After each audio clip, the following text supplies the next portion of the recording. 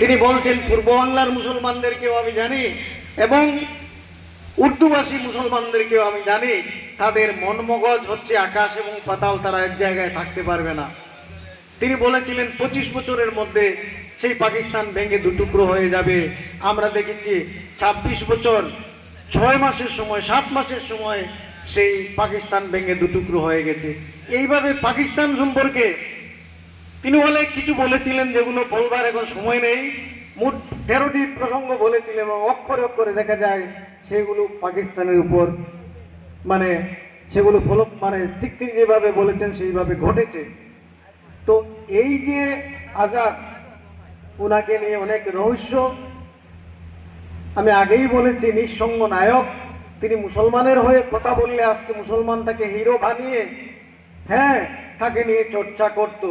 তিনি হিন্দুর নেতা হলে, কিন্তু তিনি এই অখণ্ড ভারতবর্ষ চেয়েছিলেন, হিন্দু মুসলমানের ঐক্য চেয়েছিলেন। এবং আজকের দিনে আপনারা দেখবেন যারা দক্ষিণপন্থী অপশক্তিরা রয়েছে, তারা তার উপর একটা পান ইসলামিক অপবাদ দিয়ে তাকে লেভেল এটে দিয়ে তার সেই জাতীয়তাবাদী দেশপ্রেমিক চরিত্রকে খাটো করবার চেষ্টা করছে।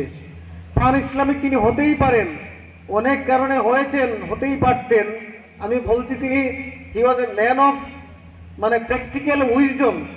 এই যে খিলাফত আন্দোলনে যে খিলাফতের পুনঃপ্রতিষ্ঠা হবে সেটা আবুল কালাম আজাদও বিশ্বাস করতেন না।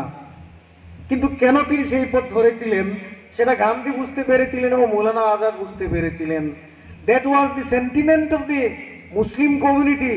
এদেরকে ব্রিটিশদের বিরুদ্ধে যদি কাজে লাগাতে হয় তাদের সেই সেন্টিমেন্টকে ব্যবহার করতে হবে। এবং আমরা দেখেছি খিলাফত আন্দোলন সেই অর্থে সফলও হয়েছিল।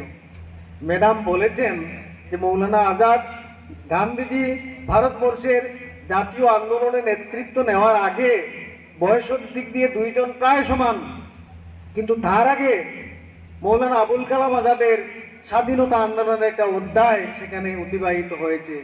তিনি মাত্র ফার্সিভাষী পাঠকদের কাছে, তারপর আল হিলাল পর্ব, সেগুলো আমরা জানি অনেক ঘটনা। এবং সেই সময়ে আমরা অনেকেই জানি না তিনি সন্ত্রাস বলবো না, তিনি চরমপন্থায় ভারতবর্ষের স্বাধীনতা আন্দোলনে বিশ্বাস স্বাধীনতা আন্দোলনের জন্য একবার নিজেকে সেইভাবে তৈরি করেছিলেন। এবং আমরা জানি তিনি তার তার ইন্ডিয়া উইন্স ফ্রিডম বইটিতে তার যে চরমপন্থীদের সঙ্গে দেখা হয়েছিল এবং বাংলার বাইরে সেই চরমপন্থী আন্দোলনকে তিনি অন্তত উত্তরপ্রদেশ, বিহার এবং মহারাষ্ট্রে ছড়িয়ে দিতে তার একটা বিশেষ ভূমিকা ছিল। তারপর তিনি জেলে চলে যান। জেল থেকে বেরিয়ে এসে তখন সবেমাত্র দক্ষিণ আফ্রিকা থেকে মহাত্মা গান্ধী ভারতে ফিরে এসেছেন এবং তারপরের ইতিহাস আমাদের জানা আছে।